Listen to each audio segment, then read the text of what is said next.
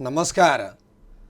कोरोनाको सन्तास र कोरोनाको प्रभावमा परिरहेको कृषि क्षेत्रको एउटा कार्यक्रम कृषिमा कोरोनाको प्रभाव विषम परिस्थितिको विशेष कार्यक्रममा यहाँहरूलाई स्वागत छ। म कार्यक्रम सञ्चालक भवानीचन्द्र ढुङ्गेल। जनता ब्याङ्कमा होइन, ब्याङ्क जनतामा जानुपर्छ, यही नाराको साथ स्थापित मुक्तिनाथ विकास ब्याङ्कको प्रायोजनमा रहेको कार्यक्रममा हामी विशेष गरी किसानका समस्या, किसानका गुनासा र किसानका पीडासँगै किसानको उत्पादन, त्यसको दिगो बजारीकरणसँगै किसानले उत्पादनमा भोगिरहेका कठिनाइ सँगसँगै यो कोरोनाको कहर सँगसँगै कोरोनाको सन्तास सँगसँगै आम किसानको जनजीवन कस्तो छ र अब किसानका समस्याहरू कस्ता उठ्छन्। आज विशेष गरी मे 1 तारिक अर्थात् मजदुर दिवस 1986 मा अमेरिकाको सिकागोबाट सुरुवात भएको मे 4 तारिकमा एउटा आन्दोलन सुरुवात भयो। त्यहाँबाट 2003 सालमा नेपालमा विराटनगरको जुटमिल कारखानाको एउटा मजदुरहरूको सङ्गठनबाट नेपालमा सङ्गठित हुँदै सुरुवात भएको मजदुर आन्दोलन आज पनि जिउका दिउ छन्। सँगसँगै हामी प्रश्न जोड्छौँ। यतिखेर हामीसँग शिवराम केसी हुनुहुन्छ, केन्द्रीय अध्यक्ष हुनुहुन्छ नेपाल अन्डा उत्पादक सङ्घ। विशेष गरी अन्डा उत्पादन सङ्घको क्षेत्रबाट आज अन्डा उत्पादन गर्ने किसानको कथा हामीले पटक पटक पोल्ट्री क्षेत्रको बारेमा कुरा उठाउँदाखेरि आज हामीसँग शिवजी हुनुहुन्छ कि अन्डा क्षेत्रसँगै अथवा पोल्ट्री क्षेत्रसँगै ह्याचरी क्षेत्रसँगै समग्रमा पोल्ट्री व्यवसायको समस्या कस्तो छ भन्ने विषयमा कुरा गर्छौँ। यहाँलाई स्वागत छ कार्यक्रममा। हस्, धन्यवाद। आराम हुनुहुन्छ? ठिकै छौँ। यो सन्तासको बिचमा अब एकदम अहिलेको जटिल परिस्थितिमा यही किसानको समस्या बोकेर सम्बन्धित ठाउँमा किसानको दुःख अहिलेको परिस्थितिको बारेमा जानकारी गराउँदै आज तपाईँको स्टुडियोसम्म पनि आइपुग्यो। आज लकडाउनको यो 38 दिन लामो यात्रा भइसकेको छ। हजुर, अन्डा उत्पादन क्षेत्रलाई हामीले हेर्ने हो भने 38 दिनको कथा कस्तो छ, त्यो कथाबाट सुरु गरौँ। अब हेर्नुहोस्, यो कथाको बारेमा सबभन्दा पहिला कुरा त अब यो त्यति धेरै पहिलेदेखि यति गतेबाट लकडाउन हुन्छ भन्ने किसिमको कुरा त कोही कसैलाई पनि थाहा थिएन होइन। परिस्थितिले एउटा सिर्जना गर्यो। त्यस क्रममा चाहिँ अब 10 गते, चैतको 10 गते बेलुका 8 बजे निर्णय भयो होइन। अब यसको पार्टहरू समस्याहरू आफ्नै छन्। अब त 10 गते निर्णय भएकोमा चाहिँ यस्तो के भयो भने हाम्रो यो पोल्ट्री क्षेत्रको चाहिँ पोल्ट्रीजन्य पदार्थहरू ओसार पसारमा चाहिँ स्पष्ट व्यवस्था भएन। जसले गर्दाखेरि के भयो भन्दा हाम्रा सामानहरू बजारमा पुर्याउने कुराहरूमा सुरुकै दिनबाट अलिकति असहज परिस्थिति भयो, अथवा पोल्ट्रीको दाना, कुखुरा, अन्डा, चल्ला पठाउने कुराहरूमा चाहिँ असहज परिस्थिति रहेपछि हामीले सम्बन्धित चाहिँ हाम्रो महानिर्देशकज्यू अनि पशु विभागको महानिर्देशकज्यू, त्यसपछि गएर मन्त्रालयमा हाम्रो सहप्रवक्ताज्यू लगायत हामी विज्ञसँग सबैलाई चाहिँ हामीले रिक्वेस्ट गऱ्यौँ। किनभने अहिलेको बेलामा ठिक छ, अब देशले नै यस्तो परिस्थिति भोगेको छ, आफ्नो ठाउँमा छ, तर ती चिज वस्तुहरूलाई सही तरिकाले जीवित राख्नको लागि दानाका कुरा र तीले दैनिक रूपले उत्पादन गरेका चिजहरू उपभोक्ताका पुर्याउने कुरा, चाहे अन्डा होस्, चाहे कुखुरा होस्, चाहे त्यो एक दिने चल्ला होस्, त्यसको बारेमा चाहिँ निर्णय गरिदिनु पर्यो। र कमसेकम कृषि मन्त्रालय नै हो हाम्रो सरकार, कृषि तथा पशुपन्छी विकास मन्त्रालय नै हो हाम्रो चाहिँ सरकारवाला पनि, र हामीलाई हेर्ने, हाम्रो विषय मुद्दा उठाउनु पनि हो भनेर अब त्यतिखेर अवस्थामा हामी प्रत्यक्ष सम्पर्कमा गएर त गर्न सक्ने अवस्था त थिएन। तर त्यस बेलामा हामीले एउटा हुँबाट आफ्नो निवासबाट नै एउटा चाहिँ निवेदनको भरमा चाहिँ मैले यो भाइबरबाट उसमा चाहिँ निवेदन पठाएर त्यो महानिर्देशकज्यू हाम्रो चाहिँ सरहरूले चाहिँ त्यसलाई पहल गर्नुभयो र त्यसको 11 गते फेरि चाहिँ कृषि मन्त्रालयले दोस्रो यो किसानहरूको लागि ठुलो समस्या भयो भन्ने किसिमको कुरा आएर अनि देशव्यापी रूपमा चाहिँ यो कृषिजनित कुरा लानको लागि उहाँहरूले अग्रसरता लिनुभयो र बिस्तारै अब केही पहिलो हप्ता अलि बढी हामीलाई समस्या रह्यो। किनभने सुरुमा जति समस्या थियो बिचमा गएर चाहिँ अलिकति सहज हुँदै आयो। म यसलाई यसरी लिन्छु, किनभने पहिलो हप्ता त कतिपय ठाउँमा अब यो जान पाउँदैन, त्यो जान पाउँदैन, सूचीकृत भित्रमा पनि अब हाम्रो त्यो कस्तो छ भन्दा त्यो अहिलेको चाहिँ आयोग उपसमिति छ नि, जुन अहिले उपप्रधानमन्त्रीजीको चाहिँ संयोजकता बसेको, त्यो समितिले पास गरेका कुराहरूलाई चाहिँ अलि सहज भयो। अब त्यो नभएर अनि पछि हाम्रो कृषि मन्त्रालयले मात्रै निर्णय गरेका कुराहरूलाई चाहिँ अलिकति असिलो पर्यो होइन। तर त्यो पनि चाहिँ मन्त्रालयले केही विभागले चाहिँ के गर्यो भन्दाखेरि जहाँ समस्या पर्छ तिनीहरूको लागि चाहिँ हामी आफै पनि सहरीकरण गर्छौँ भन्ने हिसाबले अब केही सुरुमा त धेरै असिलो हुँदै गयो। तर त्यसको प्रक्रिया गर्दै गएपछि पहिलो हप्ताबाट दोस्रो हप्तामा पुग्दै गर्दाखेरि चाहिँ धेरै कुराहरू चाहिँ सहज हुँदै गयो र कमसेकम अब सबै ठाउँमा त नभनौँ, यस्तो विषम परिस्थितिमा कतिपय ठाउँमा चाहिँ सम्झाउन बुझाउन बुझेको ठाउँहरू चाहिँ सहज हुँदै गयो। जतिपय ठाउँमा हामीले बुझाउन सकेनौँ, जतिपय गर्न सकेनौँ त्यो ठाउँमा चाहिँ केही असहज पनि रह्यो, जसका कारणले किसानका सबैका कुखुराका खोरमा दाना पुग्ने वातावरण पनि असिलो भयो। सँगसँगै दाना मात्रै खुवाएर कुरा भएन, उसको उत्पादन दैनिक उत्पादन हुन्छ। जसरी बिहान बेलुका चाहिँ गाई भैँसीको दुध दोहिन्छ त्यसरी अन्डाको उत्पादन हुन्छ। त्यो उत्पादन पनि बजारमा पुर्याउने कुरामा चाहिँ असर थियो। तर 2 हप्ताको पिरियडबाट त्यसलाई अलिकति सबै ठाउँमा सहजको स्थिति चाहिँ बन्दै गयो। जस्तो नि अध्यक्षज्यू यहाँले भने जस्तै गरी यतिखेर अन्डा उत्पादनलाई हामीले एउटा समग्र पोल्ट्री क्षेत्र हेर्दाखेरि नेपाल पोल्ट्री महासङ्घका अध्यक्ष हामीसँग केही समय अगाडि टेलिफोनमा कुराकानी भएको थियो। उहाँले भन्नुभयो कि 22 करोड प्रतिदिन चाहिँ घाटामा छ। त्यो ह्याचरी उद्योग, त्यो अन्डा उत्पादन, त्यो चाहिँ तपाईँको मासु उत्पादनको पोल्ट्री क्षेत्र भनेको समग्रमा कुखुरा पालन गर्ने किसानहरू यो घाटामा हुँदै गर्दाखेरि यहाँले भन्नुभयो केही सहज भन्नुभयो, कतिपय चाहिँ अन्डा नबिकेर चाहिँ हामीले मूल्य पाएनौँ, दाना खुवाउन पाएनौँ भनेर किसान गुनासोहरू हामीसँग पटक पटक आइरहेका छन्। किन हामी अलरेडी कृषि टेक्नोलोजी भएको हिसाबले आइरहेका छौँ एउटातर्फ। अर्कोतर्फ चाहिँ दाना पनि फेरि सहज ढङ्गले नपाएको कारणले चाहिँ दाना खुवाउन नपाएको र कुखुरा चल्ला मरेको पनि घटनाहरू आइरहेका छन्। यो कुरालाई यहाँहरूले कसरी व्यवस्थापन गर्नको लागि एउटा चाहिँ सङ्घको तर्फबाट पहल चाल्नु? हेर्नुहोस्, अब यो सबभन्दा ठुलो यसको चाहिँ असर कहाँनिर हुँदो रहेछ भने उत्पादित क्षेत्र। उत्पादन क्षेत्र भनेको हाम्रो अन्डा उत्पादन गर्ने क्षेत्र, कुखुराको ब्रोइलर मासु उत्पादन गर्ने क्षेत्र, त्यस्तै गरी अहिलेको अवस्थामा चाहिँ चल्ला उत्पादन गर्ने क्षेत्र चाहिँ सबभन्दा बढी प्रभावित भयो होला। अब दाना उद्योग चाहिँ सम्बन्धित ठाउँमा पुर्याउन नसकेर प्रभावित भयो भने अरू भनेको जीवित पन्छी पर्यो हैन। जीवित पन्छीलाई त पहिला आहारको व्यवस्था हुनु पर्यो। ऊ त त्यसपछि त म अब 2 दिन 3 दिन 5 दिनपछि दाना आएर खुवाएर बचाउँछु भन्दा सक्दैन। सबभन्दा बढी चाहिँ त्यो सेक्टरमा चाहिँ प्रभावित भएको हो दानाको कारणले। र त्यो दानाको कारणमा पनि सबै क्षेत्रमा चाहिँ होइन, सबै ठाउँमा चाहिँ होइन हैन। अलिकति धेरै टाढा टाढा चाहिँ उद्योगहरू धेरै टाढा रहेको र चाहिँ त्यसलाई व्यवस्थापन गर्न नसकेको ठाउँहरूमा भएकै हो। अब यो अवस्थामा त तपाईँको अब अन्डा नै ओसार पसार गर्न नपाउने भएपछि बजारको मूल्य पाएको अवस्था पनि भएन। र दाना उद्योगहरूले पनि के छ भन्दाखेरि अब सबै कुरो बन्दाबन्दी हुँदै गइसकेपछि किसानको अन्डा चाहिँ अथवा कुखुरा बजारमा पुगेर पैसा नआउने भएपछि यसरी सधैँ दिएर चाहिँ अब के अरे चाहिँ हामीले दिएर अब नसक्ने हो भन्ने खालको उहाँहरूको भयो होला हैन। कतिपय ठाउँमा चाहिँ किसानको खोरमा अन्डै रहे पनि कतिपय ठाउँमा दाना सप्लाई भएको अवस्था पनि रह्यो। कतिपय ठाउँमा चाहिँ दाना चाहिँ अब तपाईँहरू अहिलेको अवस्थामा हामी विषम परिस्थिति छ, उद्योग चलाउन नि गाह्रो अवस्था छ, र मेटेरियल पनि पाइँदैन, यस्तो छ भन्ने हिसाबले चाहिँ अब कि नगद पैसा हालिदिनुहोस् हामी तपाईँलाई दाना पुर्याउन सक्छौँ, यदि नगदको व्यवस्था गर्न सक्नुहुन्न भने हामी तपाईँलाई दाना पुर्याउन सक्दैनौँ भन्ने खालको किसानका साथीहरूको गुनासाहरू धेरै आएका थिए। अब अहिलेको त्यो एकातिर हो भने अर्कोतिर चाहिँ के रह्यो भन्नु होला भने अब हुन त तपाईँको प्रश्नमा पनि होला, हामीलाई अहिले चाहिँ तपाईँको अलिकति सामान्य व्यवस्थापन गर्न नसकेको कारणले पनि हामी अलिकति क्षति चाहिँ बढीमा पुग्यौँ। भन्नाले म तपाईँलाई एउटा कुरो बताउँछु, यो कोरोना भाइरससँग हाम्रो पोल्ट्री प्रोडक्टको कुनै पनि यसको चाहिँ असर छैन क्या, कुनै किसिमको चाहिँ तपाईँको चाहिँ त्यसले चाहिँ रोग व्याधि। यहाँको कुरासँग यहीँ जोडेँ। जस्तो तपाईँको मैले केही समय अगाडि विभिन्न प्रदेशका कृषि मन्त्रीहरू र मुख्यमन्त्रीसँग यही कुरा गरेको थिएँ र केही स्थानीय तहका स्थानीय जनप्रतिनिधिहरू, गाउँपालिका अध्यक्ष, नगरपालिका मेयर साहबहरूको गुनासो के आयो भने सहकारी अथवा कृषि मन्त्रालयहरू छन् हैन, कृषिसँग सम्बन्धित काम गर्ने चाहिँ विभिन्न निकायहरू छन्, सँगसँगै चाहिँ कृषकका चाहिँ महासङ्घहरू छन्। तर यो पोल्ट्री क्षेत्र यति ठुलो घाटामा छ भन्दै गर्दाखेरि चाहिँ कुखुराको अन्डा खानु हुँदैन, कुखुराको मासु खानु हुँदैन भन्ने कुराको चाहिँ जुन एउटा चाहिँ त्यो एउटा गलत खालको प्रचार भयो, त्यो कुरालाई चिरेर चाहिँ त्यसको चाहिँ सूचनाहरू त्यसको प्रचार प्रसार हुन सकेन।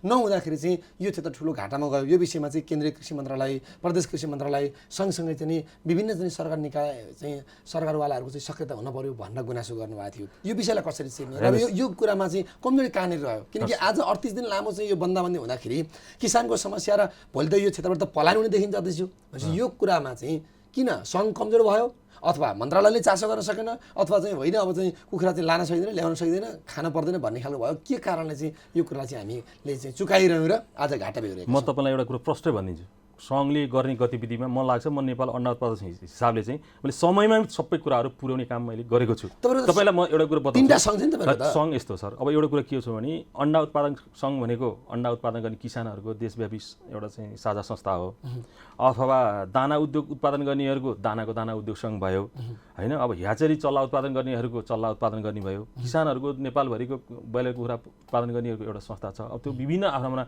सेक्टरहरू छन्। सेक्टर वाइज रूपमा पनि म पनि अब किसानमा रूपमा लामो समय त्यसमा रहेको हुनाले ती सामूहिक समस्याहरू केही बुझेको कुराहरू सम्बन्धित ठाउँ भन्ने कुरा एउटा कुरा रह्यो। अन्डा उत्पादक सङ्घले त्यो विषयमा भन्ने कुरा म तपाईँलाई बताउँछु, 10 गते मात्रै निर्णय भएको चैतको लकडाउनको बारेमा, तर हामीले त्योभन्दा 15 दिन 20 दिन अगाडि नै हामीलाई असर सुरु भइसकेको थियो। तपाईँको चाहिँ के भइरहेको थियो भने एउटा चाहिँ हाम्रो एउटा समाचार सम्प्रेषित पनि एकदम डरलाग्दो रूपले आयो जब चाहिँ तपाईँको कुनै पनि चिजवस्तु त आखिर पकाएरै खाने हो हैन। तपाईँको चाहिँ एकदम प्रश्न पार्न पर्ने केही कुराहरू पकाएरै खाने हो, प्रायः त हामी चाहिँ अब त्यतिकै काँचो खाँदैनौँ।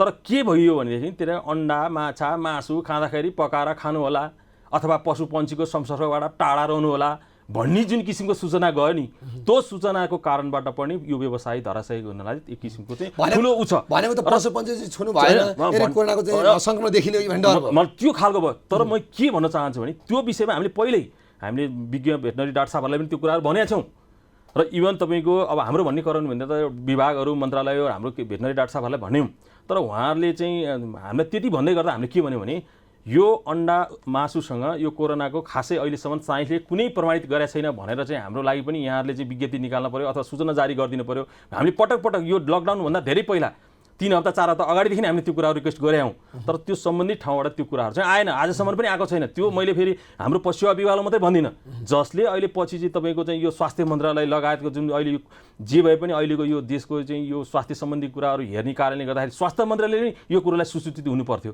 यहाँ कस्तो के अरे चाहिँ विरोधाभास छ भने कुनै चाहिँ यो कोरोना भाइरससँग लड्नलाई तपाईँको चाहिँ आफू चाहिँ स्वस्थ रहनुपर्छ, पौष्टिक आहार खानुपर्छ, होइन, सबै कुरा गर्नुपर्छ भन्ने कुराहरू आउँछ। तर त्यसलाई सब्स्टिट्युट पौष्टिक आहार भने के हो त भने मानव स्वास्थ्यलाई चाहिने प्रोटिनको स्रोत सबभन्दा पहिला कुरा होला, होइन। त्यो भनेको त यहाँले यस्तो त एउटा इम्युनिटी पावर बढाउनु पर्ने, यो रोगसँग लड्नको लागि आफ्नो क्षमता दरो बलियो हुनुपर्ने भनेपछि नि हामीले अन्डा पहिला भन्ने गर्थ्यौँ नि, दिनमा एउटा अन्डा चाहिँ अनिवार्य सेवन भन्ने गर्थ्यौँ, होइन त? अन्डा सेवन, मह सेवन, दीर्घ जीवन भन्थ्यो हामीले भने। अब अहिले अन्डै नखाऊ अनि मासु नखाऊ अनि कसरी बलियो मोटो हुन्छ? यो बारेमा म तपाईँलाई बताउँछु। तब त्यो कुरो अहिलेसम्म पनि मलाई लाग्छ मैले सुनेको छैन, यो खानालाई योसँग रिलेटेड छैन भने न स्वास्थ्य मन्त्रालयले आजसम्म गरेको छ, किनभने यसको अहिलेको नेतृत्व आधिकारिक पुष्टि पनि भएको छैन। अनि त्यतिकै यहाँले भएको सूचना चाहिँ हँगामा सूचना मात्रै आएको कारणले अथवा हच्चगएर सूचना आएको कारणले के कारणले चाहिँ अन्डा चाहिँ बजारमा गएन, अन्डा उभो गएन? सुन्नु न, म तपाईँलाई एउटा कुरो बताउँछु। अब जुन किसिमको सूचना जानुपर्छ त्यो अहिलेसम्म विशेष गरेर म भन्छु यो स्वास्थ्य मन्त्रालयले गर्नुपर्ने हो। मानव स्वास्थ्यको लागि के चिजले के असर गर्छ के गर्दैन भन्ने कुराहरू ठिक छ, के अरे त्यो विषयमा विज्ञता भनेको आफ्नो क्षेत्र होला। भेटनरी डाक्टर साहबहरू हाम्रो चाहिँ सँग पनि त्यो स्वास्थ्य मन्त्रालय ह्युमन डाक्टर साहबहरूसँग बसेर यो चिजको त यस्तो हो भनेर कमसेकम समयमा यो कुराहरू त गर्नु पर्यो नि। आजको दिनमा तपाईँ हामीलाई कुनै विदेशीले आज चाहिँ नेपालमा आएर चाहिँ 2 अरब लगानी गर्दैछ अरे, 5 अरब लगानी गर्दैछ भनेर चाहिँ हामी निकै चाहिँ ठुलो लगानी ल्याउँ भन्ने। नेपालमा अहिले पनि पोल्ट्री क्षेत्रमा 1 खरब 20 अरबभन्दा बढीको चाहिँ लगानी छ। त्यो लगानी जोगाउनलाई पनि हुँदै नभएको कुरोले सिद्धिँदाखेरि त कमसेकम सम्बन्धी निकायले त्यसमा ध्यान आकर्षण हुनुपर्छ नि। हामीले त्यो कुरा भनेका छौँ, होइन? तर भनेर के गर्ने, त्यो कार्यान्वयनमा आएन, त्यस कारणले पनि तपाईँको भयो। तर म तपाईँलाई अर्को कुरा पनि भन्छु, अहिलेको अवस्थामा उपभोक्ताले सबभन्दा बढी उपभोग तपाईँको अन्डा गरेका छन्, कसैले नभन्दा पनि। किन भन्दा हामी यो कुखुरा पालन त गाउँ घर सबै ठाउँमा छ नि त, देशभरि रूपमा छ नि त। स्वयं आफै कुखुरा काम गर्ने मान्छे छ, आफै चाहिँ त्यसको चाहिँ संसर्गमा आएर व्यवसाय गरेछ, सबै कुरो गरेछ। आज उसको परिवारलाई कसैलाई केही भएको छैन र साइन्सले काहीँ प्रमाणित गरे पनि छैन भने त्यस्तो चिजबाट केही रहन्छ भनेर स्वयं उपभोक्ताले त्यो चिजको खोजी गरेर आज उपभोगको रूपमा जुन किसिमको त्यो नहुँदा पनि एकदम खपतको स्थिति बढेको छ, होइन? किनभने हो अहिलेको अवस्थामा होटल रेस्टुरेन्ट अथवा सबै कुराहरू बन्द हुँदा पनि अहिले व्यापक रूपमा अन्डाको भाव आएको छ, अन्डाको चाहिँ माग आएको छ। तर आउनको पछाडि 2-4 कारणहरू छन्। किन कारण छन् भने एउटा कुरो सबै चिजभन्दा सस्तो अन्डा छ, दोस्रो कुरो जतिखेर पनि त्यो चिजहरू प्रयोगमा ल्याउन सक्ने भयो। बिहान 4 बजेर उठेर चाहिँ 5 बजे उमालेर खाना लाने भयो, दिउँसो खाजासँग खाने भयो, बेलुका तरकारी छैन भने खाना नि भयो। तपाईँलाई अर्को कुरो पनि बताउँछु, अन्डा भन्दा के अरे दालभन्दा अन्डा सस्तो छ भयो, होइन? त्यस कारणले पनि त्यो प्रयोगमा गयो। हिजो तपाईँको प्लास्टिकको झोलामा 10-8 वटा हाल्नेहरूले 1 क्रेट 2 क्रेट 3 क्रेट अन्डाहरू प्रत्येक तपाईँको फार्ममा लकडाउनको बेलामा पनि यदि चाहिँ तपाईँको बाहिर कतिपय ठाउँमा जान नपाएको पनि त्यसरी गए, होइन? र त्यो हुँदाहुँदै जस्तो तपाईँले अहिले के भन्नुभयो, अन्डा उत्पादक सङ्घले के पहल गरे त भने हामीले त यतिसम्म भन्यौँ, तपाईँको हाम्रो महानिर्देशकज्यूलाई नि भन्यौँ, हाम्रो मन्त्रालयको प्रवक्ताज्यूहरू सहसचिवज्यूहरूलाई नि भन्यौँ, कमसेकम हाम्रो अन्डा चाहिँ 2 हप्तापछि 3 हप्तापछि राहतको कुरो आएको थियो। त्यो राहतको कुरो आउँदाखेरि हाम्रो देशले कमसेकम त्यो राहत त किनेर बाँड्ने हो, स्थानीय तहले बाँडे पनि, चाहे तपाईँ प्रदेशले बाँडे पनि, चाहे त्यो तपाईँको चाहिँ सङ्घीयले बाँडे पनि, त्यो बाँड्ने क्रममा कम्तीमा पनि तपाईँले चामल दिँदै गर्दाखेरि अन्डा पनि दिनुहोस्, जहाँ कि तपाईँले किनेर दिँदाखेरि पनि नम्बर 1 पौष्टिक तत्त्व भएको चिज, नम्बर 2 तपाईँहरूले भोलि त्यसले क्षतिपूर्ति दिने सट्टा उसको अन्डा मात्रै किनेर हालिदिनु भयो भने उसलाई कमसेकम क्षतिपूर्तिबाट उसको कुखुरा बच्छ, होइन? तेस्रो कुरो त्यो दालभन्दा पनि सस्तो छ, कम हुन्छ नि त कहिलेकाहीँ मूल्यको हिसाबले पनि। त्यहाँ कसैले चाहिँ हामीले चाहिँ 500 रुपियाँ चाहिँ बराबरको चाहिँ दिनुपर्ने राहतमा अन्डा दिँदाखेरि 700 पर्ने भए 200 महँगो पर्ने रहेछ नदियो भन्ने कुरा हुन्थ्यो। तर 500 रुपियाँ राहत दिँदाखेरि अन्डा दिँदाखेरि 350 हुने ठाउँमा पनि तपाईँको त्यो चाहिँ भएन। तर त्यस कुरामा वास्तवमा हाम्रो विभागको महानिर्देशकज्यूले त मैले भन्नु म यो कुरा राख्छु गर्छु पार्छु पनि भन्नुभएको थियो। सँगसँगै म तपाईँको हाम्रो सँगै होइन हाम्रो यो अहिलेको प्रदेश हाम्रो बागमती प्रदेशको चाहिँ कृषि मन्त्रीज्यू सचिवज्यू प्रवक्ताज्यूहरू बसेर हामीले चाहिँ 27 गते लकडाउनको बेलामा पनि हामी उहाँहरूलाई सम्पर्क गरेर त्यहाँ बागमती प्रदेशमा गयौँ, मन्त्रीज्यूसँग सचिवज्यूसँग बस्यौँ र मन्त्रीज्यू सचिवले हामीले के भन्यो भने हाम्रो यो प्रदेशले यदि राहत दिने क्रममा ठिक छ यो अहिलेको अवस्थामा यसरी चाहिँ बाँड्नु पर्दा यदि राज्यले दिएको पैसा हाम्रो किसानको उत्पादन पनि परोस्, जसले गर्दाखेरि हामी पनि एउटा चाहिँ कुखुराले दाना खुवाउने अवस्था हुँदाखेरि मन्त्रीज्यू सचिवज्यू उहाँको चाहिँ टिमले चाहिँ यस्तो कन्भिन्स हुनुभयो र यो तपाईँले राखेको प्रस्ताव ठिक छ, किनभने दिँदाखेरि पनि चिज राम्रो, दोस्रो कुरो तपाईँको चाहिँ मूल्यको हिसाबले नि सस्तो। यो चिज हामी यहाँबाट चाहिँ निर्णय हामीले चाहिँ यो कुराहरू पहिला कुरा त कृषि मन्त्रालयले नि मुख्यमन्त्रीको कार्यालयबाट चाहिँ निर्णय गरेर लाने पर्ने भएको गर्दाखेरि के अरे चाहिँ उहाँले चाहिँ होइन ठिक छ यो कुरा लाने हामी त्यहाँ पनि कुरा राख्छौँ भनेर भन्नुभयो, लानुभयो। तर अब के कारणले त्यसलाई पास गर्न सकिएन होइन, के कारणले भएन, अड्केर बस्यो। कमसेकम उहाँले कतिसम्म गरिदिनु भएको थियो त्यो नीतिमा मैले उहाँसँग गएर उहाँहरूसँग बसेर गर्दाखेरि लगभग हाम्रो यो अहिलेको चाहिँ तपाईँको 3 नम्बरको प्रदेश के मतलब बागमती प्रदेशको उत्पादनको चाहिँ 5 दिन 6 दिनको अन्डा चाहिँ त्यो तपाईँको एउटा घर परिवारलाई 1 क्रेट बाँडिदिँदाखेरि त्यति जाने रहेछ होइन। जसले गर्दाखेरि के हुन्थ्यो भने त्यो भोलि किसानहरूले चाहिँ कमसेकम दाना खुवाउन पाउँथे, कुखुरा बचाउन पाउँथे कि। तर अहिले किसानलाई परेको समस्या के भइदियो भने होला नि लकडाउन भनेको छ अब हाम्रो देशमा 1 दिन 2 दिन बन्द हुँदा त कत्रो गाह्रो पर्छ भने 15 दिनको बन्द पहिलोचोटि घोषणा गरेको छ होइन, 14 दिनको होला। अनि त्यस्तो हुँदाखेरि के हो भने अब त धेरै दिन यस्तो जान्छ क्यारे अथवा बाहिरको अब सुन्दाखेरि पनि यस्तो छ होइन मारेको भन्नेको कुराहरू चाहिँ कस्तो भन्दा कतिपय किसानहरूको बारेमा आएको चाहिँ मैले पनि केही साथीहरूसँग मैले सम्पर्क गरेर त्यहाँ बुझ्नु सबै कुरो भन्दाखेरि अब पेटभरि दाना खानु नपाएपछि सबै कुरोलाई इम्युनिटी पावर चाहियो कि, सबैसँग लड्नको लागि पहिला आहार चाहियो नि, आहार भएर नि त कुखुरा हामी पनि त अलि आहार गतिलो भने हामीलाई जसले पनि भेट्छ हामी यसै लड्छौँ, त्यस्तै कुखुरालाई दाना भएन, कुखुरा कतिपय साथीहरूले व्यवस्थापन गर्न सक्नु भएन, हाम्रो ठाउँमा व्यवस्थापन गर्न नसकेको ठाउँमा कतिपय मर्या छन् होइन। त म अझ मर्या छन् मात्रै होइन, मैले यही कुराहरू पनि अहिलेको चाहिँ तपाईँको हाम्रो सङ्घीय मन्त्री कृषि पशुपन्छी विकास मन्त्रीज्यूलाई पनि हिजो मात्रै भेटेर कमसेकम अहिले ती धेरै मरेको सङ्ख्याहरू धेरै कम छन्, स्थानीय तहबाट चाहिँ कमसेकम मुचुल्का उठाएर यसलाई चाहिँ क्षतिपूर्तिको वातावरण चाहे त्यो लेयर्स मरोस् चाहे ब्रोइलर मरोस् कुखुरा मर्ने किसानको स्थितिलाई त्यसलाई चाहिँ सम्बोधन गर्नु पर्यो। त्यो त्यति धेरै ठुलो एमाउन्ट पनि नहुन सक्ला, त्यो चाहिँ सहयोग गरिदिनु पर्यो। र अरू सहयोगको बारेमा त अब हामीले धेरै कुराहरू उहाँसँग चाहिँ राखेका थियौँ होइन, उहाँले त्यो कुराहरूलाई एप्रिसिएट पनि गर्नुभएको अवस्था चाहिँ छ। अब यहाँले जुन कुरा भन्नु भने मन्त्रीज्यूले योभन्दा अगाडि पनि केही रूपमा किसानलाई प्याकेज लिएर आउने अथवा कृषिबाट चाहिँ मोडल लिएर आउने भनेर भन्नुभयो। आज 38 दिन लामो लकडाउन भइसकेको छ। हजुर, अब यो लामो समयबिचमा केन्द्रीय सरकारको कार्यक्रम अथवा केन्द्रीय कृषि मन्त्रालयको कार्यक्रम नआउँदाखेरि केही प्रदेशहरू पनि दुखी हुनुहुन्छ कि 2 नम्बर प्रदेशले एउटा राहतको फरक कार्यक्रम लिएर आयो, बाँकी अरू प्रदेशहरूको कार्यक्रम आउन सकिरहेका छैनन्। सँगै चाहिँ यहाँले अहिले जुन बागमती प्रदेशको कुरा उठाउनु भयो, बागमती प्रदेशभित्र त अझ पोल्ट्री क्षेत्रलाई हेर्नु भने त पोल्ट्री क्षेत्रको राजधानी नै बागमती प्रदेश हो अझ होइन। अझ चितवन जिल्ला त बागमती प्रदेशभित्रको अन्तर्गत पर्यो, त्यहाँ चाहिँ पोल्ट्रीको राजधानी नै हो भनिसकेपछि अब किसानहरू अन्डा उत्पादन होस् चाहे त्यो ह्याचरीतिर होस् चाहे त्यो चाहिँ अर्को चाहिँ अरू उत्पादन मासु उत्पादनतिर हुन् होइन, चाहे त्यो दाना उत्पादन हुन्, भोलि हात धोएर पलायन हुने परिस्थिति आउँदैन, यही हालत हो भने त अहिले आइसकेको छ नि। तपाईँ अहिले पनि कतिपय किसानहरूले कुखुरा जब बाहिरबाट हटाइसकेपछि त्यो पेसामा फर्किने अवस्था त धेरै गाह्रो भइसकेको छ। त्यही विषयमा पनि हामी सम्बन्धित ठाउँमा कुरा पुऱ्याएको हो। जस्तै मान्नुहोस् भइसक्यो के अरे चाहिँ मान्छे सिद्धिएर नयाँ मान्छे आउनु त्यो व्यवसायको लागि राम्रो कुरा होइन। ऊ रहिरहेर यसको डिमान्ड बढेर नयाँ मान्छे नयाँ पनि फेरि सजिलो ढङ्गले आउनु त सजिलो छैन नि त अध्यक्षज्यू होइन, नयाँ आउनलाई सजिलो पनि छैन। तर के हो भने हाम्रो त हुन त हाम्रो के अरे सङ्घीय मन्त्रीज्यूले धेरै कुराहरू बुझेर अस्ति एउटा इन्टरभ्यूमा मैले हेरे पनि थिएँ, पात्र परिवर्तन भएर पोल्ट्रीमा व्यवसाय भएको रहेछ पहिलाको कुरामा त सबभन्दा बढी झन् होइन, अरू क्षेत्रमा त्यस्तो देखिया छ यस्तो चाहिँ भनेर भन्नुभएको छ होइन। अस्तिको त अहिलेको स्थितिमा फेरि पनि अब त्यो मलाई लाग्छ अब पर्सेन्टेज हिसाबले अहिलेको यस्तो विषम परिस्थितिमा पर्सेन्टेज त त्यति धेरै सहिलोसँग हामीसँग त्यो भन्न नसकेला। तर म के लाग्छ भने कम्ती पनि अहिलेको स्थितिमा 25-30% चाहिँ व्यवसायमा रहने साथीहरूलाई अबको अवस्थामा फर्केर आउन गाह्रो स्थिति छ। र त्यो फर्केर आउने वातावरण कसले सिर्जना गर्ने भन्दा त्यो नीति तथा कार्यक्रमले गर्नुपर्छ। हेर्नुहोस् अब अहिले एकछिनको लागि तपाईँको पोल्ट्री व्यवसायमा समस्या भएको चाहिँ साथीहरूलाई चाहिँ केही चिजहरू गर्न पर्यो, सहयोग गर्न के अरे चाहिँ उहाँहरूलाई प्याकेज ल्याउनु पर्यो भनेर तपाईँको त्यहाँ केही म त भन्छु सबभन्दा पहिला यो प्रायः जस्तो म धेरै त म भन्दिनँ, अब 1-2% ऋण नलिकन काम सानोतिनो गरे अब आफ्नो ठाउँमा हो, धेरैभन्दा धेरैले बैंकको लगानीमा काम गर्नुभएको छ होइन। त्यो त्यसलाई चाहिँ फर्काउने कसरी त?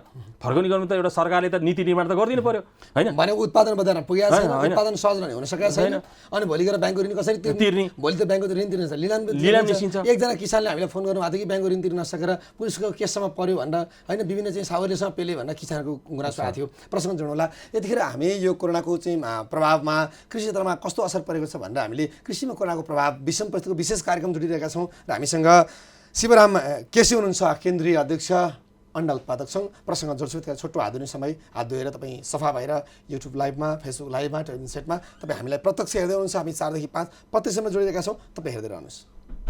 कार्यक्रममा छोटो यो हात धुने समय सँगसँगै यहाँहरूलाई स्वागत छ। कोरोनाको सन्तासको यो लामो समयको लकडाउनको कारणले कृषि क्षेत्रमा परिएको प्रभावको विषयमा हामीले कृषिमा कोरोनाको प्रभाव यस कार्यक्रममा जोडिरहेका छौँ। हामीसँग केन्द्रीय अन्डा उत्पादक सङ्घका अध्यक्ष शिवरामजी हुनुहुन्छ, यहाँलाई फेरि पनि स्वागत छ। हस्, धन्यवाद। हामी यो लामो समयको यो अन्तरालले गर्दाखेरि किसानका समस्याको कुरामा बोल्दै गर्दाखेरि जस्तो शिवजी, नेपालमा पछिल्लो चरण अन्डामा हामी आत्मनिर्भर अथवा हामी पोल्ट्री क्षेत्रमा समग्रमा हामी आत्मनिर्भर भइसकेका थियौँ। तपाईँले अहिले भन्नुभयो जुन 1 अरब 1 खरब 20 अरब यो क्षेत्रको लगानी भन्नुभयो नि, प्रत्यक्ष रूपमा कति आबद्ध हुनुहुन्छ, जसो कारणले एउटा हामी आत्मनिर्भर हुँदै गर्दाखेरि फेरि अब हामी त्यो मैदानमा चाहिँ फेरि झर्नुपर्ने कि त्यो माथिको चाहिँ एउटा सिरानमा पुगेको चाहिँ पाइला फेरि तल झर्नुपर्ने अवस्थामा हामी पुग्यौँ? अब अहिलेको अवस्था हेर्दाखेरि केही चिजहरू मलाई चाहिँ कस्तो लाग्छ भने अब एउटा सरकारको एउटा नीति हो क्या, नीति चाहिँ सही बनाउनु पर्यो क्या, किसानहरूको पक्षमा नीति हुनु पर्यो क्या। किसानहरूले के गरिरहेछन् भनेर नीति त कागजपत्र छन् नि त, कागजपत्रले मात्रै भएन। तपाईँ एउटा कुरा मान्नुहुन्छ, कागजपत्र मात्रै भएन नि। कागजपत्र भन्दा पनि म तपाईँलाई एउटा कुरा बताउँछु, काममा चाहियो। म तपाईँलाई भन्छु, यो कुखुरा पालन गर्ने क्षेत्र कस्तो वर्गको लागि गर्ने भनेर पहिला सरकारसँग नीति हुनु पर्यो। यदि यो सरकारको नीति यो हुनु पर्यो कि यो चाहिँ कमसेकम स्वरोजगारवाला उद्योग हो होइन, यो उद्योगले गर्ने फाइदाहरूको बारेमा नि कमसेकम त्यो नीति निर्माण बस्नेहरूले थाहा पाउनु पर्यो। 3टा कुरो थाहा पाउनु पर्यो क्या। एउटा कुरो यसले कति रोजगारी दिएको छ र सँगसँगै यसले बाई प्रोडक्टबाट कति उत्पादन दिएको छ। यो त कृषिलाई चाहिने मलदेखि लिएर टोटल कुराहरूको चाहिँ उत्पादन गर्ने क्षेत्र हो र यो तपाईँको चाहिँ कमसेकम यो व्यवसायमा लाग्नेहरूको चाहिँ स्थिति के छ अहिले चाहिँ तपाईँहरूको आजको दिनमा खालि अन्डाको मूल्य र चाहिँ तपाईँको उसको मूल्यमा कुरा हुन्छ, तपाईँको चाहिँ मासुको मूल्यमा कुरा हुन्छ। तपाईँ एउटा कुरा मान्नुहोस्, आज हाम्रो देशमा चाहिँ हिजो हाम्रो ब्रोइलर कुखुराको मासु तपाईँको चाहिँ 100 रुपियाँ हुँदाखेरि भैँसीको मासु 80 रुपियाँ थियो कि। तपाईँ हामी यही बजारमा छौँ, तपाईँ हामीले राम्रोसँग हेक्का राखौँ, अनि तपाईँको चाहिँ त्यो आज चाहिँ 80 रुपियाँको मासु पुगेर 450-500 रुपियाँ मौका 600 रुपियाँसम्म पुगिसक्यो। अनि आज 300 रुपियाँ कुखुराको मासु यदि पुग्यो भने किसानकोले चाहिँ हो त्यहाँ सरकारले हेर्नुपर्ने भनेको लागत मूल्य उसको कति परेको छ, उसको के अवस्था छ भनेर चाहिँ सोचिदिनु पर्यो, त्यसले कति रोजगार दिएको छ भन्ने विषयमा चाहिँ कमसेकम त्यति राख्दै मात्रै भने पनि पुग्छ। जस्तै अहिले अन्डाको क्षेत्रमा तपाईँलाई बताउँछु, अन्डाको लागत मूल्य कति हो तपाईँको आजको दिनमा। अस्ति मात्रै हामीले लकडाउनभन्दा 15 दिन अगाडि नै होला हामीले चाहिँ एउटा अन्डा लागत मूल्य चाहिँ पशु विभागले सम्पूर्ण उहाँहरूको विज्ञ टोली लगाएर अनुसन्धान गरेर निक्लेको रिपोर्टमा 11 रुपियाँ 53 पैसा लागत मूल्य भनेको छ होइन। 11 रुपियाँ लागत पैसा 53 पैसा चाहिँ यदि अन्डाको आउँछ भने त्यो लागत मूल्य घटाउने उपाय छ भने सरकारले यो कुरा लागत मूल्य घट्छ भनेर कि चाहिँ तपाईँको चाहिँ तोक्न पर्यो, त्यो ठाउँमा हेर्न पर्यो। होइन भने आजको दिनमा पनि हिजोको दिनमा तपाईँ बताउनुहोस्, म अहिले तपाईँलाई भन्छु अहिलेको किसानले हाम्रो त्यो लकडाउनको बेलामा 6 रुपियाँ 5 रुपियाँमा पनि तपाईँको चाहिँ अन्डा बेच्न पर्यो होइन। तपाईँ 11 रुपियाँमा बेच्ने अन्डा भनेको त आधाभन्दा कममा बेच्नु पर्यो, आधाभन्दा कममा बेच्नु पर्यो। अब जस्तो शिवजी यहाँले भने जस्तै एउटा त आधाभन्दा कममा बेच्नु पर्यो, अर्ब उत्पादन चाहिँ घट्यो। अब फेरि यो क्षेत्रबाट पलायन किसान नभएको हुन्छ त सरकारले फेरि अनि नयाँ किसान नयाँ मान्छे मात्रै सधैँ खोजिरहने अब सम्भव हुन्छ फेरि नयाँ मान्छे आउन सक्छ। म तपाईँलाई एउटा कुरो भन्छु, यहाँ एउटा कुरा के छ भने हाम्रो चाहिँ यो समस्याको बारेमा पनि हो, समस्या यो पोल्ट्री क्षेत्र सबैलाई छ हो, पर्यटन व्यवसाय पनि समस्यामा छ, कृषि क्षेत्र पनि समस्या छ। तर पर्यटनको समस्याको बारेमा चाहिँ हरेक तपाईँको चाहिँ राजनीतिक व्यक्तित्वदेखि लिएर तपाईँको हरेक क्षेत्रबाट चाहिँ अलिकति कुराहरू यसरी चाहिँ पर्यटन यस्तो भएको छ यसलाई सम्बोधन हुन्छ भनेर सम्बन्धित कुरा आउँछ। तर यो कृषि क्षेत्रमा पनि यस्तो भएको छ, यो चिजबाट यति लस छ भन्ने बारेमा चाहिँ वास्तविक तपाईँको प्रश्नहरू नै उठ्दैनन्। म तपाईँलाई बताउँछु, आज होटल पनि बन्द छ, पोल्ट्री पनि व्यवसाय हो, होटल पनि बन्द भयो। होटल व्यवसाय बन्द भएको छ, उहाँको जति लगानी छ हाम्रो, म तपाईँलाई फरक देखाउँछु कि होटलको लगानी मानुस के अरे चाहिँ उहाँहरूको लगानी 1 करोड छ। 1 करोडमा तपाईँको सबै कुरो बन्द हुँदा उहाँको 1 करोडमा बैङ्कको ब्याज घाटा भयो, तपाईँको चाहिँ लगानीमा चाहिँ उसले तिर्नुपर्ने घाटा पनि छ, तर चाहिँ स्टाफहरूलाई पनि दिने तलब होला।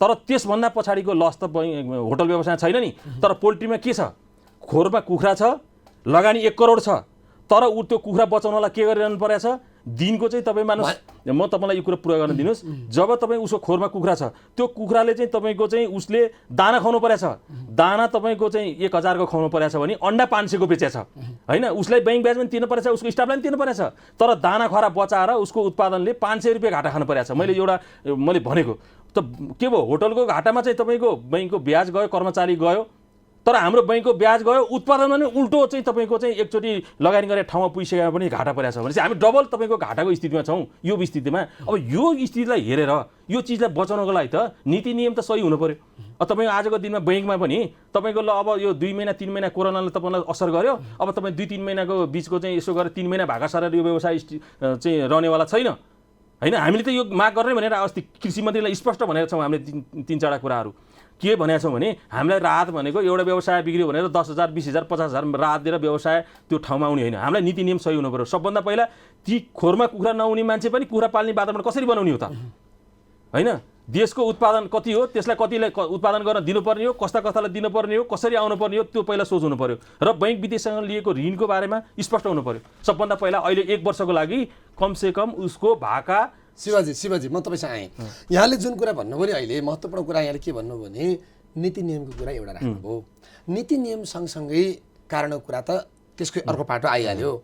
सँगै खोरमा रहेका अन्डाको आधी मूल्यमा बिक्री वितरण गर्नुपर्ने कुरा, होटल व्यवसाय र पोल्ट्रीलाई तपाईँले दाँजरी हेर्नुभयो। किसानले उत्पादन गर्ने अथवा यो कोरोनाको बिचमा पनि मान्छे भोकै त बसिया छैन। होटल व्यवसाय बन्द भयो नि घरमा त मान्छेले खाएका छन् नि त एकदम होइन। अथवा त्यो यातायात व्यवसाय बन्द भए पनि आज मजदुर दिवस हो, आज यातायात व्यवसाय बन्द भए पनि उत्पादन त मान्छेले खाएका छन् नि त। भनेपछि त पहिलो कुरा त किसान नै हो, उत्पादनै हो। उत्पादन चाहियो, उत्पादनको बजारीकरण गर्न पर्यो, अनि उत्पादनमा सहुलियत पनि चाहियो। सँगसँगै चाहिँ सफ्ट लोन होला, सहुलियत होला, त्यसका विभिन्न त्यसका आवश्यक पनि प्राविधिक साथ सहयोग पनि चाहियो। भन्दाखेरि यहाँले जुन ढङ्गले अहिले भन्नु भने होटल क्षेत्र अरू क्षेत्र यो क्षेत्र यो ढङ्गले फरक हो। होटल क्षेत्र 4 महिना बिदा भएर बन्द भएर बसे पनि होटल क्षेत्रको घाटाभन्दा प्रत्येक दिन उत्पादन गर्नुपर्ने किसानको, प्रत्येक पलमा उत्पादन गर्नुपर्ने, प्रत्येक चाहिँ 2-4 घन्टामा हामीले उपभोग गर्नुपर्नेहरूको त्यो चिजलाई हेर्नु त किसान सबैभन्दा ठुलो मार्ग त किसान हुन्छ नि अरूभन्दा। अब तपाईँले भन्नुभयो जुन कुरा, यसैलाई सरकारको आउने वर्षको बजेट पनि आउँदैछ। अब यहाँहरूको माग के त? एकदम तपाईँले बजेटकै विषयमा आएको अहिले मन्त्रीज्यूलाई भेट्न पनि हेर्नुहोस्, कतिपय कुराहरू यो लकडाउन पछि पनि गरिएर अब तपाईँको त 22-25-26 दिनमा त आज 19 गते भयो, 26 दिनमा त वार्षिक बजेट आउँछ केन्द्र सरकार आउँदैछ। हामीले बजेटमा अहिले 2-4 कुराहरू के अरे चाहिँ सरकारसँग भनेका छौँ। नम्बर 1, अबको यो लकडाउन सिद्धिएको मितिबाट 1 वर्षसम्म तपाईँको कुनै पनि चाहिँ तपाईँको व्यवसायीको भाका पुनर्तालिका 1 वर्षपछिबाट सुरु हुनुपर्छ। किनभने हामीले यो प्र्याक्टिसमा आउने कुरा गर्नु पऱ्यो कि हामीले माग गर्दाखेरि पनि जियो त्यो गर्नु पऱ्यो। र दोस्रो कुरो, यदि कोही पोल्ट्रीसँग रिलेटेड भनौँ न के अरे चाहिँ किसानहरू यदि चाहिँ तपाईँको यो व्यवसाय फेरि पुनः गर्न चाहेको छ, उसँग पुँजी छैन भने कमसेकम 50% त्यही धितो त्यही जग्गा जमिन राखेर उसलाई चाहिँ फेरि पुनर्कर्जाको व्यवस्था पनि गरिदिनु पर्यो होइन। त्यो हामीलाई नीति बनाउनु पर्ने।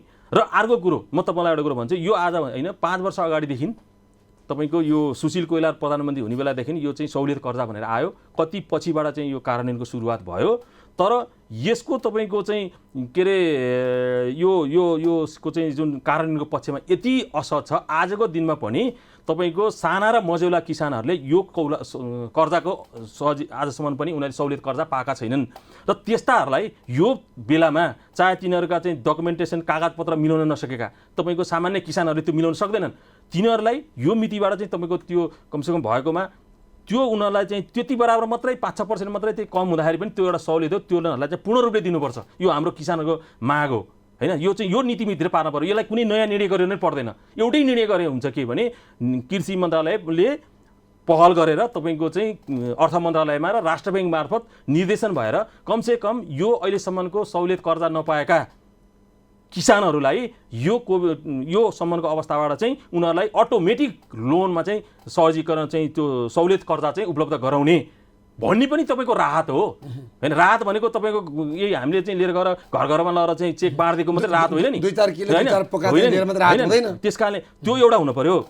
र अनि तपाईँको कमसेकम यो तपाईँको पुनर्तालिका भएपछि कमसेकम उसको बैंकको कहिलेकाहीँ अब पेसा व्यवसायमा त घाटा लागेपछि तिर्न नसकेपछि हामीले भने पनि नभने उनीहरूको नियमअनुसार तपाईँको बैंकको कानुन कडा छ, सबै कुरा छ। अनि त्यो लिलाम प्रक्रियामा चाहिँ त अगाडि जान्छ नि, त्यो यदि लिलाम प्रक्रिया अगाडि जाने कुरामा पनि कमसेकम त्यो भागा सारेको संशोधनबाट चाहिँ 1 वर्षपछिसम्म उसले चाहिँ कमसेकम लिलामी प्रक्रिया सुरुवात गर्न नपाउने नगरिदिनुहोस्। हाम्रो रिक्वेस्ट हो, गरिदिनु भएन सरकारले त्यो नीति बनाइदिनुहोस्। कमसेकम 1-2 वर्षमा ऊ चाहिँ कमसेकम थोरै व्यवसाय गरेर पनि टिकेर आउने वातावरण बनेर ऊ त्यो पेसामा रहिरहोस्। यो विषयमा त भर्खर नयाँ गभर्नर पनि नियुक्त हुनुभएको छ नेपाल राष्ट्र ब्याङ्कको, उहाँसँग पनि केही तपाईँ छलफल भेटेर त्यस्तो केही गर्नु? यहाँहरूले सिधै सरकारसँग, मन्त्रालयसँग, मन्त्रीज्यूसँग, सचिवसँग मात्रै भेट्नुहुन्छ, यो विषयमा त राष्ट्र ब्याङ्कसँग नि अरूको छलफल हुनुपर्थ्यो होला। म तपाईँलाई चाहिँ ढुङ्गेल सर, म तपाईँलाई एउटा कुरो बताउँछु।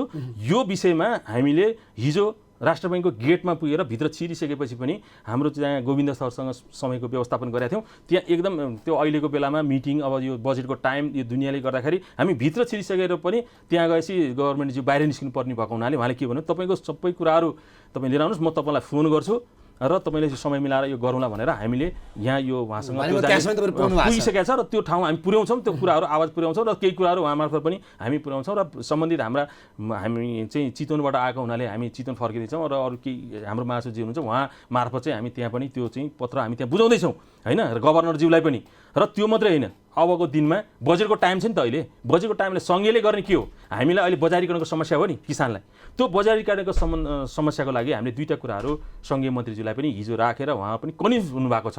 यो तपाईँले लिएको कुरो ठिक छ, हामी अन्डा उत्पादक सङ्घ किसानहरूको एउटा संस्था हो, त्यसले हामीलाई व्यक्तिगत रूपमा मलाई अनुदान दिनुहोस्, तपाईँलाई दिनुहोस् भनेर जानुभन्दा हामी सबैलाई हुने एउटा काम भनेको अहिलेको अवस्थामा चाहिँ सबभन्दा पहिला, आजभन्दा पहिला पनि एकचोटि हाम्रो पशुपन्छी विकास मन्त्रालय मात्रै थियो, त्यतिखेर चाहिँ पहिलाको मन्त्रीज्यू शान्त मानवी हुँदाखेरि, त्यतिखेरको सचिव हुँदा, महानिर्देशकजी हुँदाखेरि पनि के भएको थियो भने तपाईँहरूलाई के चाहियो, यो तपाईँहरूको समूहलाई चाहिँ काम गर्दाखेरि कमसेकम हामीले चाहिँ एउटा गरिदिनु पऱ्यो भनेर हामीले उहाँले सोध्नुभयो, हामीले पनि प्रस्ताव राख्दाखेरि हामीलाई अरू कुरो चाहिँदैन, हामीलाई एउटा सिड मनी अलिकति थोरै व्यवस्थापन गरिदिनु पऱ्यो।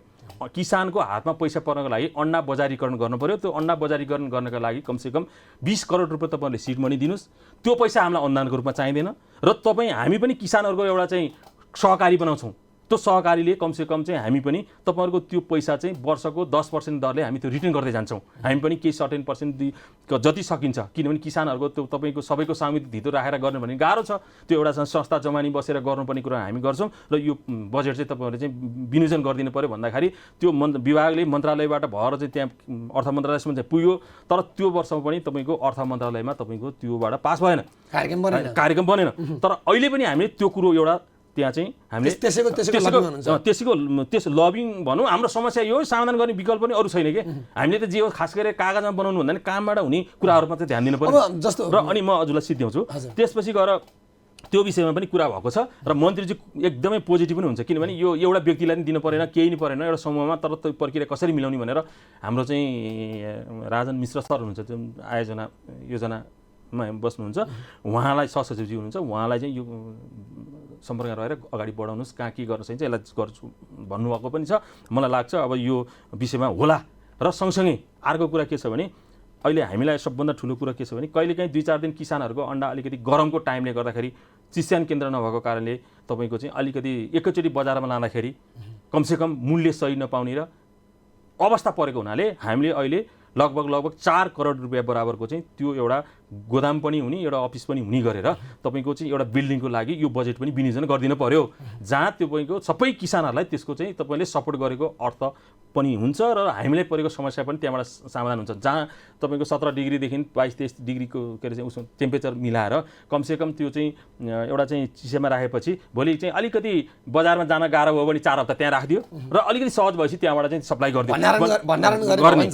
र त्यसमा चाहिँ म तपाईँलाई बताउँछु, त्यसमा चाहिँ फेरि मन्त्रीजीको एउटा के ऊ थियो भने माननीय कृषि मन्त्रीजीको के पशुपन्छी विकास मन्त्रीजीको के थियो भने तपाईँहरूले फेरि यही क्षेत्रलाई चाहिँ फेरि काटलिङ गरेर चाहिँ भोलि गएर चाहिँ यसले त त्यो गर्नुहुन्न भनेर उहाँले प्रश्न गर्दा पनि हामीले के भन्यो भने हाम्रो चाहना भनेको हाम्रो ज्याला जोडिदिनुहोस्, मजदुरी जोडिदिनुहोस्, ब्याङ्कको ब्याज जोडिदिनुहोस्, त्यसले दाना पानी औषधि के कति खान्छ त्यसको सबै जोडिदिनुहोस्, तपाईँहरूले नै त्यसको चाहिँ मूल्याङ्कन, हाम्रो त पशु विभाग त विज्ञहरूको टोली हो होइन, यसको सबै कुराहरू दानाको कति पर्छ, ह्याचेरीको चल्लाको कति पर्छ, यो सबै कुराहरू गर्न सक्नुहुन्छ नि, यो चिज तपाईँहरूले नै त्यहाँबाट निर्धारण गर्नुहोस् र उपभोक्ता मूल्याङ्कन गर्नुहोस् र यसको बजारीकरण गर्ने काम चाहिँ हामीले व्यवस्थापन मिलाउँछौँ, कोअपरेटिभ कन्सेप्टबाट चाहिँ यो त्यसो गर्दाखेरिको फाइदा भनेको उत्पादकले पनि सहकारीको माध्यमबाट बजारीकरण बजारीकरण जस्तो अब शिवजी यहाँले भने जस्तै गरी अब अहिले तपाईँहरू तिनटै मैले अघि पनि भने तिनवटा चाहिँ तपाईँहरू सङ्घ हुनुहुन्छ नि जुन यो पोल्ट्री क्षेत्रसँग जोडिएका तपाईँहरू दानादेखि अन्डादेखि कुखुरा मासु उत्पादनदेखि लिएर ह्याचरीदेखि लिएर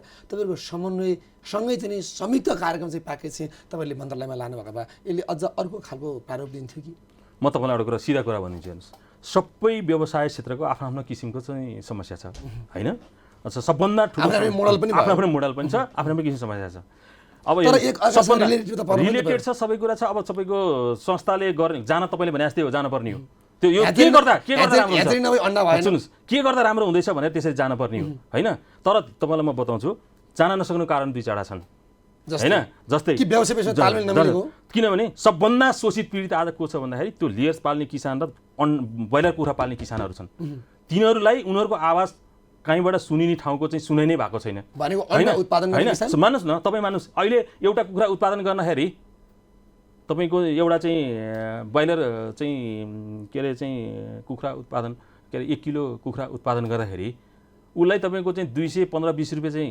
लागत पर्छ तर ऊ सधैँ 150 रुपियाँ किलोमा भन्दा तल बेचिरहनु पर्छ भनेपछि त्यहाँ उसको कहाँ चाहिँ व्यवसाय भयो होइन उसको जीवन कहाँ चाहिँ सस्टेन हुन्छ र त्यो फेरि के छ ब्रोइलर कुखुराहरूको पनि तपाईँको चाहिँ साना साना व्यवसायी साथीहरू छन् कतिपय चाहिँ कस्तो भन्दा व्यवहार के अरे चाहिँ त्यो सधैँ त्यो क्षेत्रमा आइरहन सकिने अवस्था छैन होइन एकीकृत भएको छैन अहिले पनि म तपाईँलाई बताउँछु लेयर्स फार्मिङमा हिजोको जस्तो अवस्था अब अहिले छैन हिजो हामी चितवन जिल्ला मात्रै सबभन्दा बढी उत्पादन गर्ने क्षेत्र पनि र धेरै जस्तो ठाउँमा हाम्रै जिल्लाले सबै ठाउँमा पुर्याउँथ्यो तर आज त्यो अवस्था छैन आज हाम्रो हरेक जिल्लामा धेरै थोरै सबै ठाउँहरूमा छ र त्यसमा केही स्पेसिफिक ठाउँहरूमा अलिक बढी छ होइन तर त्यहाँ के छन् आज पनि हाम्रो त्यो तपाईँको के अरे चाहिँ उसमा नेपाल अन्न उत्पादक सङ्घको उसमा चाहिँ सम्पर्कमा कति साथीहरू छैनन् होइन किन छैन भन्दाखेरि धेरै छन् हामीभन्दा 2 गुणा बाहिर छन् बाहिर भनेको 1-2 हजार कुखुरा पाल्नु भएको छ 500 कुखुरा पाल्नु भएको छ होइन अब तपाईँको चाहिँ त्यहाँ दाना डिलरसँग चाहिँ कामसँग रिलेटेड हुन्छ सबै कुरा हुन्छ अब आफ्नो स्वार्थ छ अब तपाईँको कतिपय कुराहरू यसरी बजार आउने भएपछि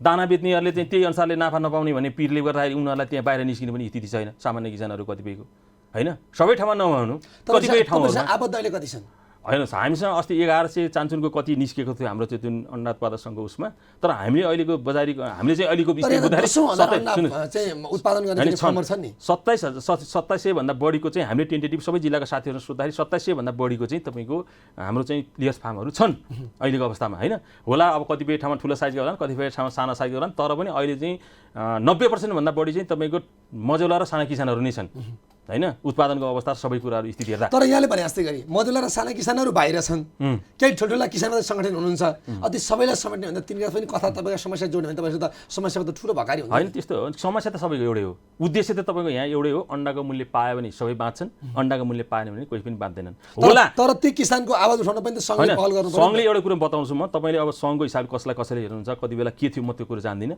म यो संस्थाको पहिला पनि 2 चोटि त्यसको नेतृत्व गरेर आइसकेँ अहिले पनि म तेस्रो चोटि एउटा परिस्थितिले आएर म यो उसमा बढ्दैछु म चाहिँ मलाई अरू कुरा भन्दा नि अहिलेको अवस्थामा तपाईँको चाहिँ त्यसरी चाहिँ किसानहरूको आवाज सुन्नुपर्छ भन्ने भएको हुनाले सायद म पटक पटक आउनु परेको पनि होला होइन त्यो तपाईँहरूको मूल्याङ्कन हो त्यो मैले भन्ने कुरा पनि भएन तर म तपाईँलाई किन तपाईँहरूको समन्वय छैन भन्नुहुन्छ नि अब त तपाईँको हामी हिजो नेपाली मात्रै व्यवसाय गर्दैछौँ नि आज हामी मात्रै छैनौँ आज अर्को कुरो डरलाग्दो कुरो के छ भने यो पोल्ट्री सेक्टरमा अप्रत्यक्ष रूपमा ब्रोइलरमा त धेरै थोरै मलाई थाहा छैन लेयर्समा त अप्रत्यक्ष रूपमा तपाईँको चाहिँ विदेशी लगानी आइसकेको छ होइन त्यो ठुला ठुला फार्महरू यो सानातिना सिद्धिएपछि उनीहरू चाहिँ आफू मात्रै उत्पादन गरेर त्यो किसिमले पनि एकचोटि चाहिँ त्यो आइसकेको छ है नेपाल के अरे दाना भनेको 75% भनेको तपाईँको लगानी दानामा हो क्या पोल्ट्रीमा होइन त्यो दाना उद्योगले आफै नै तपाईँको चाहिँ फार्मिङ गरेछ ह्याचेरी गरेछ होइन त्यो लगानी पनि विदेशी हो नि अब त्यस्तो विदेशीवालाहरूसँग चाहिँ स्वदेशी किसानहरू कसरी बाँच्नुपर्छ भन्ने कुरा चाहिँ सरकारले नीतिमा पार्नुपर्छ विदेशीहरू उद्योग खोल्ने भए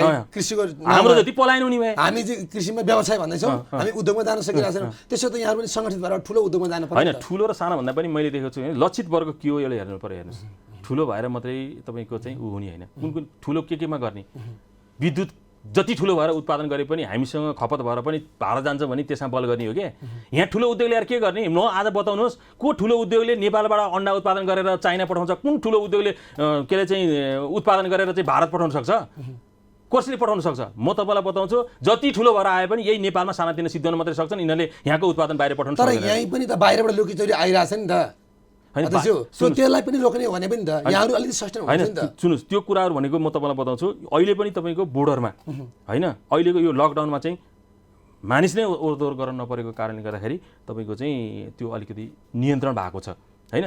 त्यसले गर्दाखेरि अहिलेको अवस्था हेर्दाखेरि त्यो स्थितिले गर्दाखेरि अलिकति सहज भएको छ। नत्र भने नेपालको खुल्ला सिमाना छ। अब त्यो भनेको त्यो लुकीचोरी ल्याएर नाफा खान पल्केकाहरूले त्यो पेसाहरूमा उनीहरूको चाहिँ त्यही लुकीचोरी नेपाली व्यवसाय धराशय पनि त्यता पनि भएको छ। हामी कार्यक्रम अन्त्यमा छौँ, अन्त्यमा के भन्न चाहनुहुन्छ? हेर्नुहोस्, म तपाईँको अहिलेको स्थितिमा मलाई धेरै गुनासो आएको 2-3 कुराहरू छन्। एउटा कुरा हो, अहिले यो सरकारले यो बजेट भाषणमा एड्रेस गर्नुपर्ने कुराहरू, भिजिटिएस भन्ने चाहिँ जुन किसिमको सरकारको यो छ, यो कृषिमा त्यति व्यवहारिक छैन। किनभने आजको दिनमा किसान आफै 10 कार्टुन 20 कार्टुन अन्डा गाडीमा आफ्नो साधनमा प्रयोग गरेर बजारमा लानुपर्छ, 50 पेटी 100 पेटी लानुपर्छ। यो भिसिटिएस चाहिँ अबको बजेटबाट यो किसानको क्षेत्र एग्रिकल्चरमा चाहिँ यो राख्नु भएन, पहिलो कुरा। किनभने त्यो व्यवहारिक पनि छैन, त्यो सबै किसानले गर्नै सक्दैनन्, किनभने त्यो टेक्नोलोजीको प्रयोग गर्न सकिँदैन। अहिले तपाईँको त्यो जिल्ला प्रशासन कार्यालयमा चाहिँ त्यो लिने भनेको त्यो ई सेवाबाट चाहिँ तपाईँले चाहिँ त्यो पाउनुहुन्छ पास भन्दाखेरि त त्यो गर्न कति गाह्रो छ भने तपाईँको अब यो भिजिटिएस सबै किसानले गर्न सक्छन्, त्यो व्यवहारिक छैन, त्यो हटाउनुपर्छ। र दोस्रो कुरो, अहिलेको स्थितिमा किसानको सबभन्दा ठुलो कुरो दानाको समस्याको कुराहरू अत्यन्त बढी आएको छ। दानामा एकदम मकैको भाउ पनि धेरै तल झरिसकेको छ, भटमासको स्थिति पनि घटेको अवस्था छ।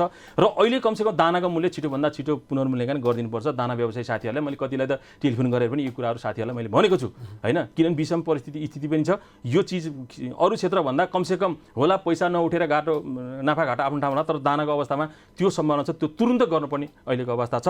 र अब उनी उसमा तपाईँलाई म एउटा कुरो लास्ट कुरा बताउँछु, बजेटको टाइम भएको हुनाले बजारीकरणको लागि हामी हरेक प्रदेशमा चाहिँ कमसेकम अन्डाको बजारीकरणको लागि 5-7 प्रदेशमा चाहिँ तपाईँको अलिकति बजारीकरणको बजेट छुट्याइदिनुहोस्। 10 करोड रुपियाँ बागमती प्रदेशमा, 5-5 करोड अरू प्रदेशहरूमा।